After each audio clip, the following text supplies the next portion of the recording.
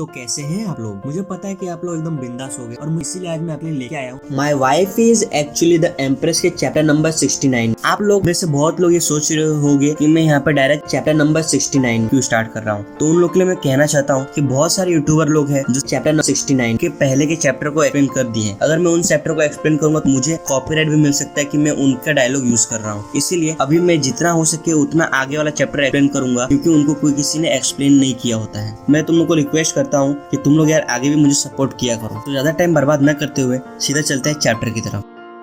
Chapter की starting में हमें एक आदमी को दिखाया जाता है, किसी ने हाथ से उसे पकड़ा हुआ होता है और नेक्स्ट सीन में दिखाया जाता है जिस आदमी ने उसे अपने हाथों से पकड़ा हुआ होता है वो कह रहा होता है क्या ये मीटियोर जैसा नहीं दिख रहा। तभी ग्रुप का लीडर उसे कहता है क्या तुम पागल हो और क्या तुम गधे हो, तुम्हें मीटियोर के बारे में नहीं मालूम। मीटियोर एक पत्थर होता है जो जलता हुआ रहता है, वो भी आसमान से आता है और इंसान पत्थर नहीं होते। फिर नेक्स्ट सीन में जिसने उस आदमी को पकड़ के मीटियोर कह रहा होता है वही आदमी रोते हुए कह रहा होता है चीफ कब आएगा। उसने कहा था जब भी मीटियोर इस धरती से टकराएगा तब वो वापस आएगा, लेकिन नैनमैन के लोग बहुत ही ज्यादा ताकतवर होते जा रहे हैं और ऐसा लग रहा है कि उनको हराना अभी नामुमकिन होते जा रहा है और अभी भी चीफ वापस नहीं आया। ये सब सुनने के बाद ग्रुप के लीडर को बहुत ज्यादा गुस्सा आ जाता है और वो उसे एक झापड़ मारता है जोर से और चिल्लाते हुए कहता है क्या तुम गधे हो। तभी वो आदमी उठते हुए कहता है मैं गधा नहीं हूँ, चीफ ने कहा था हम लोग की IQ लेवल 30 से ऊपर है और ये बहुत ही कम पाया जाता है इस दुनिया में। तभी ग्रुप का लीडर उन लोगों को कहता है मेरे गधे भाइयों, मुझे लग रहा है कि जरूर चीफ के साथ कुछ हुआ है वरना वो अब तक आ जाना चाहिए था। फिर उनमें से एक मोटा आदमी कहता है भाई सैमन तुम ऐसा क्यों कह रहे हो। अब हमें मालूम चलता है जो ग्रुप का लीडर है उसका नाम सैमन होता है। तभी सैमन कुछ निकाल के दिखाता है और उन लोगों को कहता है ये मेरा मैजिकल इंस्ट्रूमेंट है, इसका नाम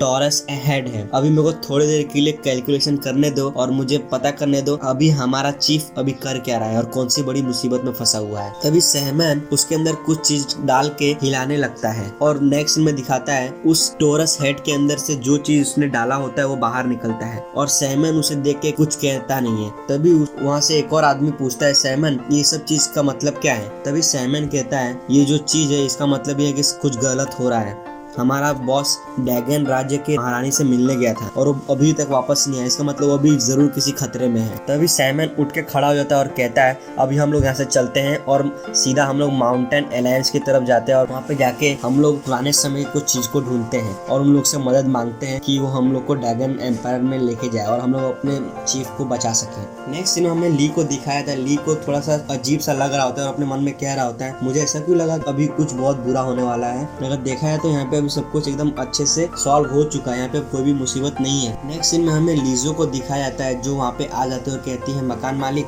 लीजो पूछती है कि आप सिस्टर जो के साथ क्यों नहीं हो। तभी लीजो को कहता है जो अभी दोपहर का नींद ले रही है, ये सब जाने दो, मुझे तुमसे कुछ कहना है। तभी लीजो ली से पूछती है क्या कह रहे हो, मुझे लगता है कि जरूर आपने कोई नया खाना बनाया है। तभी नेक्स्ट सीन में ली एकदम सीरियस सा चेहरा बनाते हुए लीजो को कहता है ये सब उस चीज के बारे में नहीं है, ये सब ली फैमिली की तबाही के बारे में है, मुझे उन चीज के बारे में कुछ पता चला है। ली लीजो को कहता है कोई विद्रोही सेना में से है जिसका कनेक्शन पिछले समय के लोगों से है। नेक्स्ट सीन में लीजो और ली को दिखाया जाता है वो घर के बाहर होते हैं और ली लीजो को कह रहा होता है और ली फैमिली की तबाही के बारे में उस आदमी को मालूम ही होगा और ये सब मेरे को भी सॉल्व करना होगा क्योंकि वो आदमी विद्रोही सेना में से है। तभी लीजो ली को कहती है मकान मालिक ये सब गलतियां आप अपने ऊपर मत लो, मुझे मालूम है कि आप बहुत ही अच्छे इंसान हो और आप ये सब बिल्कुल नहीं करोगे और मेरे फैमिली को मारने में आपका कोई भी हाथ नहीं। तभी लीजो ली से पूछती है लेकिन विद्रोही सेना में से लोग मेरे फैमिली को क्यों तबाह करना चाहेंगे। ली लीजो को कहता है इसके बारे में तो मुझे बिल्कुल पता नहीं, लेकिन मैं अभी बहुत जल्द नैनमैन जाने वाला हूँ और मैं तुम्हारा बदला जरूर लूंगा और मुझे जरूर कुछ वहाँ पे पता चलेगा। नेक्स्ट सीन में चेन्नई जल्दी से आता है और चिल्ला के कह रहा होता है महारानी आप किधर हो और चेन्नई ली से पूछता है महारानी किधर है, आखिर वो है किधर। तभी ली चेन्नई को कहता है वो अभी कमरे में आराम कर रही है, क्या कुछ हुआ है क्या। तभी चेन्नई ली को बता रहा होता है बहुत बड़ी मुसीबत आ गई है बॉर्डर में, नैनमैन के लोग और पिछले समय के लोगों ने दोस्ती कर ली और वो लोग अपनी आर्मी को लेके इस राज्य पे अटैक करने आ रहे हैं, बहुत सारे राज्य के बॉर्डर को वो लोगों ने हथिया भी लिया है। मुझे महारानी से इसके बारे में पूछने हमें राज्य को बचाना चाहिए या उन लोग पे हमला करना चाहिए। तभी ली चेन्नई को कहता है जो को भी आराम करने दो, ये छोटी मोटी चीज तो मैं ही संभाल लूंगा। तभी चेन्नई अजीब सा चेहरा बनाते हुए ली को कहता है ये सब तुम संभालोगे, तुम जैसे बेकार लोग तब से ये सब संभालने लग गए। तभी ली अपने जेब से कुछ निकाल के चेन्नई को दिखाता है और कहता है मुझे माफ करना, मैं बहुत ही निकम्मा लग रहा हूँ तो, लेकिन तुम्हारी महारानी ने मुझे ये दिया है जिससे मैं कुछ भी डिसीजन ले सकता हूँ इस राज्य के अंदर। चेन्नई मन में कह रहा होता है ये तो महारानी का टोकन है, महारानी ने इसे दे दिया ये सब चीज ऐसे ही। तभी ली हंसते हुए कहता है तुम्हें चिंता करने की जरूरत नहीं, मेरे पास ऐसा कुछ है जिससे कि मैं 3 राज्य को आराम से संभाल सकता हूँ। तभी चेन्नई अजीब से चेहरा बनाते हुए क्या कहा, 3 राज्य को तू अकेला संभाल सकता है। तभी ली चेन्नई को हौसला दिलाते हुए कहता है चेन्नई तुम चिंता मत करो, क्योंकि मुझे मालूम है कि हमारे पीछे पानी का दलदल है और 3 राज्यों को संभालना तो मेरे बाएं हाथ का खेल है, और मैं 2nd नंबर पे आता था जब मैं पढ़ाई करता था उस टाइम पे, और तुम लोग को ये छोटी मोटी चीजें सॉल्व करने में तो मैं आराम से बता सकता हूँ। तभी ये सब सुनने के बाद चेन्नई अपने मन में कह रहा होता है आखिर इसको हो क्या गया, ये कह रहा है, इसको खुद को मालूम चल रहा है। तभी सीन चेंज होता है और हमें नेक्स्ट सीन में एक जगह का सीन दिखाया था जहाँ पर चेन्नई और ली जा रहे होते हैं। तभी ली चेन्नई को कहता है चेन्नई तुम ये मत सोचो कि मैं ये सब ऐसे ही कर रहा हूँ।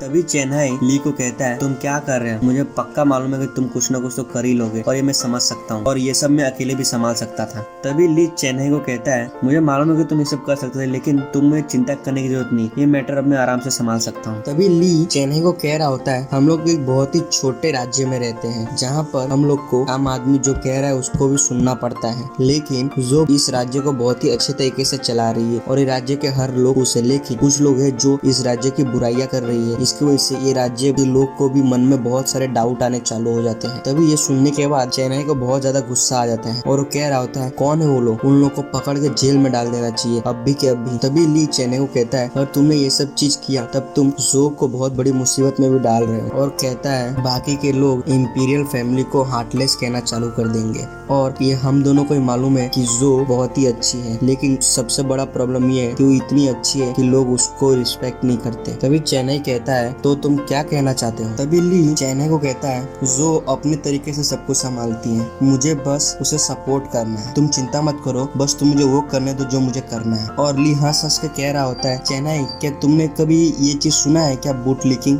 बूट लीकिंग का मतलब होता है चाटुकार। इसी के साथ चैप्टर 69 यहाँ पे खत्म होता है और अभी इसके आगे का चैप्टर अभी तक आया नहीं है। जब भी इसका आगे का चैप्टर आएगा तो मैं सीधा डायरेक्ट अपलोड कर दूंगा, इसीलिए मेरे चैनल को सब्सक्राइब करना बिल्कुल मत भूलना और साथ ही बेल आइकन दबा देना।